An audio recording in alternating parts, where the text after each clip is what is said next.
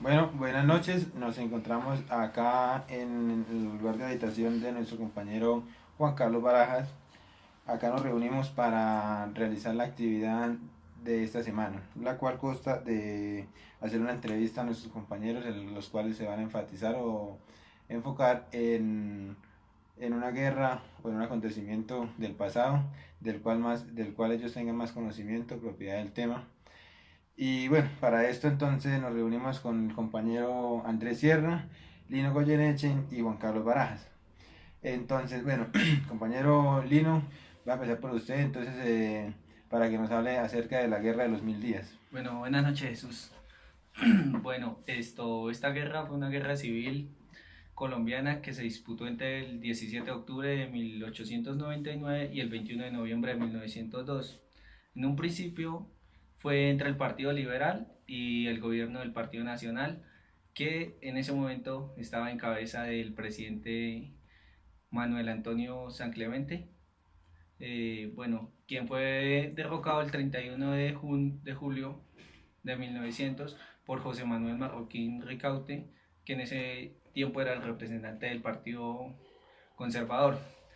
Bueno, el conflicto tuvo como resultado la victoria del Partido Conservador, la devastación económica obviamente de la nación, más de 100.000 muertos y en ese entonces pues la desaparición del Partido Nacional.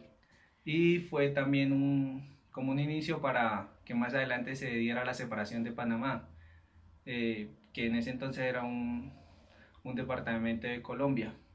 Y pues fue un conflicto que se extendió parcialmente a países vecinos como Ecuador y Venezuela, los cuales libraron batallas entre fuerzas colombianas y ecuatorianas y venezolanas, obviamente, que apoyaban a los actores colombianos de este conflicto. Muchas gracias, compañero Lino. Señor Juan Carlos, usted nos va a realizar una breve descripción y hablar de la Segunda Guerra Mundial, por favor, compañero. Buenas noches, primero que todo. La Segunda Guerra Mundial es la guerra más violenta y más destructiva que ha tenido en su historia el mundo.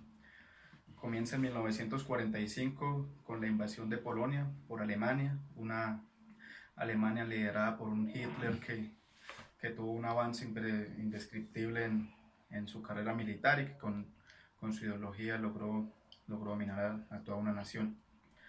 Posteriormente a esto se hace se realiza una batalla entre dos fuerzas que son los aliados de Alemania y la contraguardia que es la Triple Entente. Hay un factor importante en la Segunda Guerra Mundial, que es la entrada de Estados Unidos a la guerra, que se realiza con el ataque a la base naval de Pearl Harbor por parte de Japón. Entonces Estados Unidos entra a la guerra. En esta parte Estados Unidos, como una retaliación, eh, lanza las bombas atómicas sobre Hiroshima y Nagasaki, produciendo gran devastación. La guerra, la Segunda Guerra Mundial termina en 1945 con la caída de Alemania y la muerte de Hitler. Eh, ¿Y qué consecuencias trajo esta guerra? Muchísimos muertos, además del holocausto judío, además de, este, de ese, ese conflicto, o sea, ese desastre químico que se forma. Bueno, ya para concluir nuestras entrevistas, entonces vamos con el compañero Andrés Sierra, el cual nos va a hablar acerca del movimiento M-19. Bueno, el movimiento M-19 fue un movimiento guerrillero colombiano. Este surgió tras el presunto fraude de las elecciones que tuvieron lugar el 19 de abril de 1970, que dieron como ganador al expresidente Misael Pastrana Borrero sobre el general Gustavo Rojas Pinilla. El movimiento M-19 surgió el 19 de abril de 1970. Ese día las oligarquías eh, Mediante el fraude y la violencia, pisotearon las decisiones de las grandes mayorías y pues crearon el movimiento político Alianza Nacional Popular, más conocido como el ANAPO. Esperanzados en obtener las elecciones, votaron contra las propuestas de la oligarquía y es así como el movimiento 19 de abril surge entonces entre la frustración de estas masas y su objeto inicial es el de organizarse para responder con las armas la voluntad popular.